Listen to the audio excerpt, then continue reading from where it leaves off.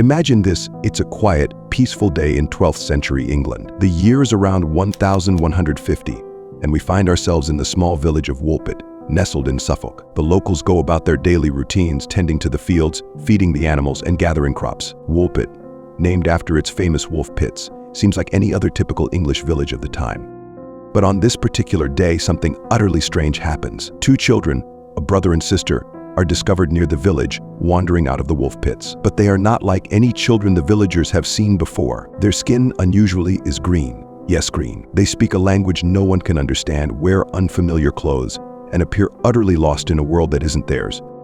This is the story of the Green Children of Woolpit, one of the most mysterious and fascinating tales from medieval folklore. It was during the harvest season, when villagers were busy working the land, that the children appeared. Workers in the fields spotted them near the wolf traps, deep pits dug to protect the village from wolves. At first, the workers weren't sure what they were seeing. Were these children even human? Both children had strange green-tinted skin, unlike any complexion the villagers had ever seen. Their clothes were made from materials the villagers didn't recognize, and they were cut in a style unfamiliar to anyone in Woolpit. And then there was their language, completely foreign, unintelligible to even the most traveled villagers. The children were taken to the village, where they were cared for by Sir Richard de Calne, a local landowner. But despite his best efforts to offer them food, the children refused to eat. It seemed nothing familiar to the people of Woolpit was edible to these strange visitors. The children were clearly starving, but still they turned away every offering. That is, until someone presented them with freshly harvested beans, broad beans to be precise. The children lit up, immediately recognizing the food, and began to eat. For a time, they ate nothing but beans, their hunger finally being satisfied. But the mystery surrounding these green children only deepened.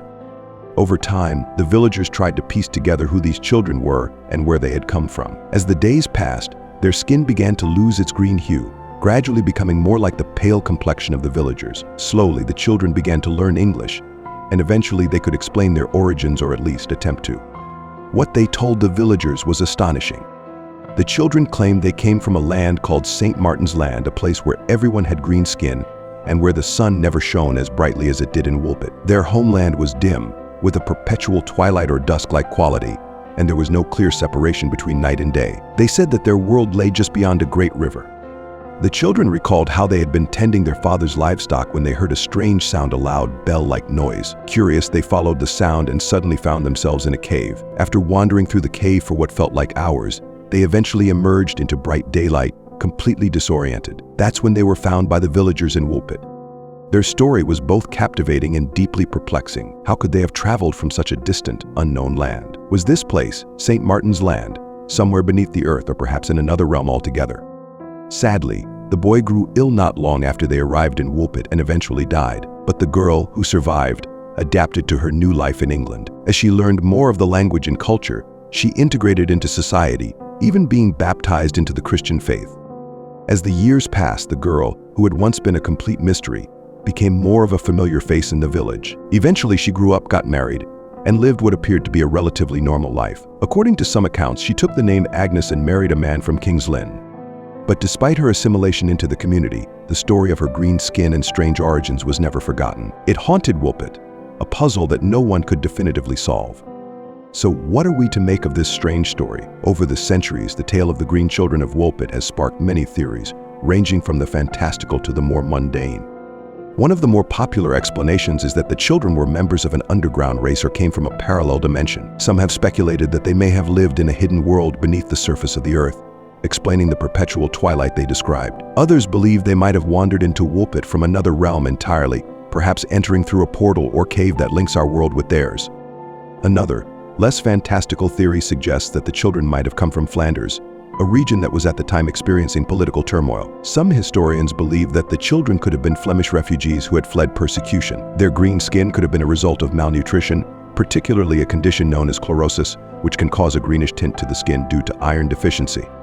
The unfamiliar language could have been a dialect or language from Flanders that the villagers in Woolpit didn't recognize, and their unusual clothing might have been traditional Flemish garb. As for the cave in the land of St. Martin, it could have been a confused child's interpretation of the landscape as they fled through dense forests or undergrowth, disoriented and afraid.